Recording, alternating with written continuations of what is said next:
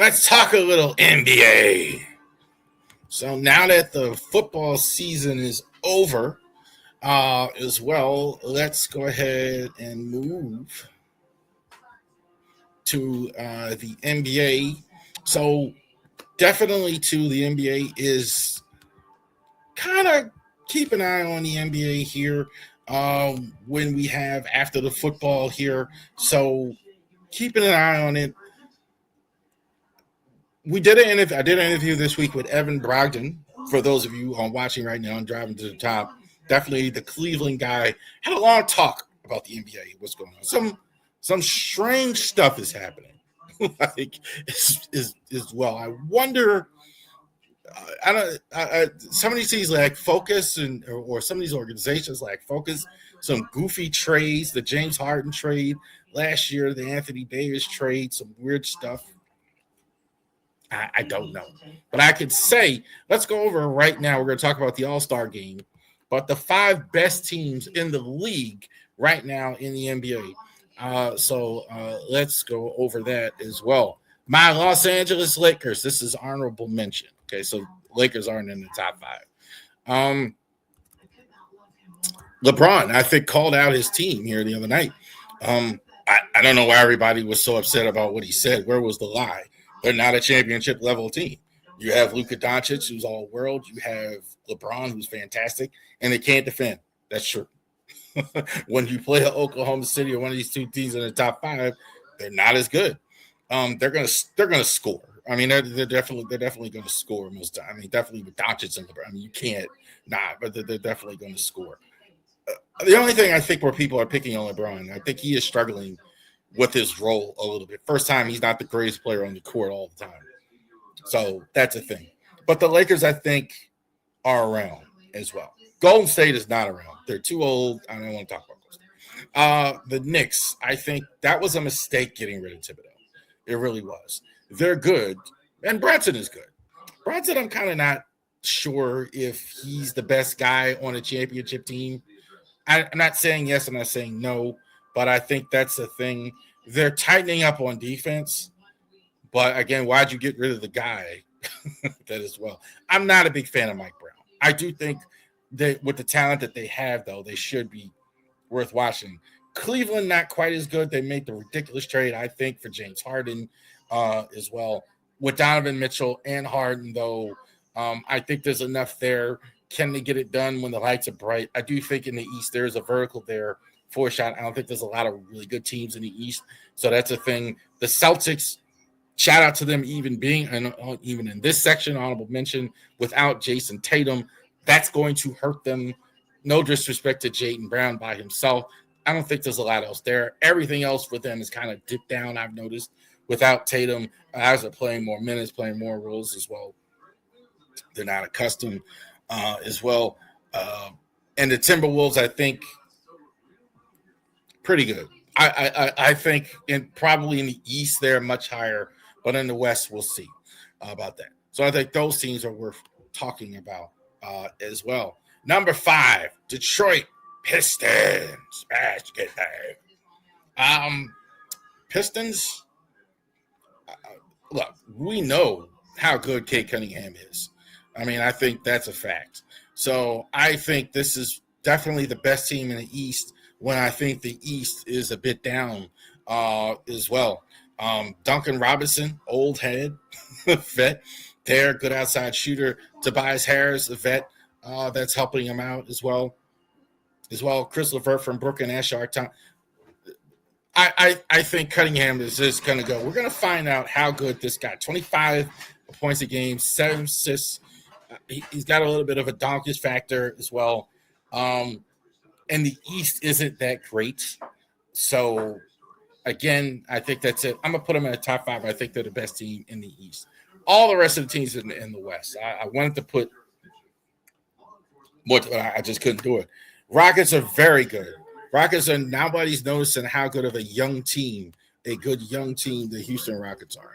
Houston, nobody's noticing it because Durant is there. Durant is, what I kind of like in this too, like what I'm seeing with Durant here right now. It's not that, and I got the old school logo there, right? Not the current logo. But I'm kind of what I'm kind of noticing with Durant there is kind of similar to.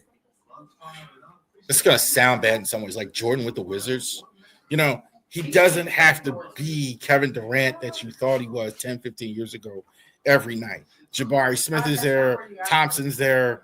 They got a lot of young guys, a lot of young draft picks there that are really playing well for them. So he doesn't have to carry the load for them to win all the time. So that's good. So I think the Rockets are clearly right there in the tough West as well. Rockets number 4, Nuggets number 3. Look, you got Nikola Jokic. I think you got a shot, like as well.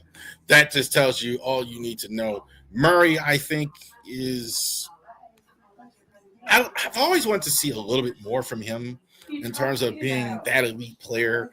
Sometimes your expectations, etc., are just too high for players as well. So Murray, 25-8 this year. He's been outstanding for them. I don't know if I put him in the overrated category or underrated category, but that's been enough for them. I'm definitely going to sleep on them. Record isn't as good as the Rockets, but I feel definitely comfortable putting him in the 3 as well. The Spurs. I'm a Laker fan, so I guess I'm not supposed to like the Spurs, but I'm having a hard time not liking this young group of the Spurs. Best young group in the league outside of OKC. You talk about Wembanyama really growing right before us. Their young picks, Dylan Harper growing right before us, coming off the bench as well. Stephon Castle, etc. They play defense. So Popovich is gone. Mitch Johnson, I think, could be one of the best young coaches in the league, best coaching job. The formula hasn't changed to San Antonio. Big fundamental as well. And they're the only team that really has figured out how to beat, one, the Oklahoma City Thunder. Beat them on Christmas Day, beat them a couple times with that mid-range stuff. But let's not get it twisted. The Thunder have, I think, the best player in the entire NBA, SGA, Shea Gilgeous-Alexander. I think fantastic. Missed a couple games of injury. This team, they defend like better. I think them and the Spurs. I think the reason why they're 1-2 is everybody defends. They don't just look at the Lakers as the total opposite. Like, they can score, but they won't play defense. These guys share the ball on offense, shoot the mid-range shot, shoot the deep ball well. They have size, defend well on the perimeter, on the outstanding stuff. Definitely still like the Thunder, although the Spurs are going to give them for the run for the money. There you go. Top 5 teams in the NBA. And we got an all-star game that is coming up. It's a little different. Okay, so this year, I believe it's 4 games. So you got 2 U.S. teams, Star Stripes versus an international team of the world. They're going to play in a 3-team round-robin tournament. So we've never seen this in terms of an all-star game. So 4 12-minute games total. USA Stars versus the world. Game 1 winner plays USA Stripes. Loser plays I want to place USA Stripes. Loser of game 1 plays USA Stripes. 2 teams will hit the records base advance to the championship. So USA will play the world. Stripes will play the 2 middle games. If they win, they'll play in the finals. Winners of the games will play in the finals of an all-star game as well. Tiebreaker. If all teams finish in 1, the top 2 teams will be determined by point differential. 24 all-stars, 9 players per team. Interesting. If you want effort, you don't have 15, 16 players. You got 9 guys. So that's good. Incentives as well, 1.8 million prizes on the line, $125,000 player incentive for the winning team. Stars, J.B. Bickerstaff, Scotty Barnes, Devin Booker, Cade Cunningham, Jalen Durant, Anthony Edwards, Chet Holmgren, Jalen Johnson, Tyrese Maxey. It's a young group. So you're not seeing LeBron, Durant, etc. It's happening. You're seeing the young guys taking over as well. Stripes. Here's your vets: Jaylen Brown, Jalen Brunson, Steph Curry, Kevin Durant, LeBron, Kawhi Leonard, Donovan Mitchell, Norman Powell. This probably would be the favorites, I would think. I think people think they're going to win, right? So you got Curry, you got Durant, you got the names. They were very good in the Olympics, etc. Mitch Johnson as well, the coach of the Spurs, best record, I think. Second best record.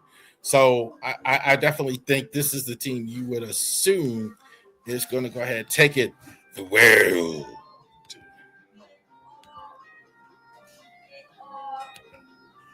Oh, there you go.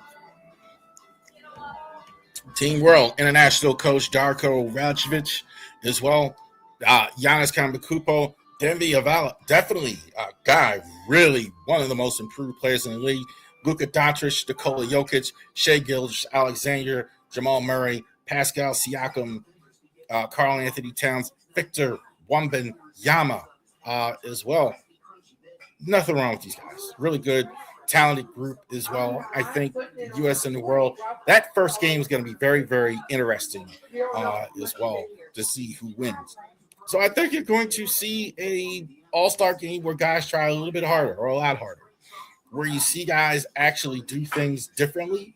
They're going to have to play. They're not going to have 15, 16 guys. They're not going to be able to sit the bench the whole time.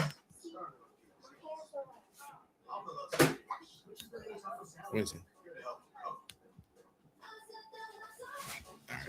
So they're not going to be able to sit the bench the whole time. So it'll be interesting to see that how that goes as well. NBC has the game. Interesting. So would be cool, right, if you really want to go nostalgia to have Marv call it. But I'm sure Mike Tirico going to do a good job calling the All-Star game as well. Lots of player movement as well. Next week with the NBA, definitely work. We'll talk about a lot of the NBA well before we start baseball here as well.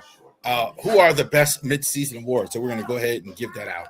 Who's the MVP in all of that as well.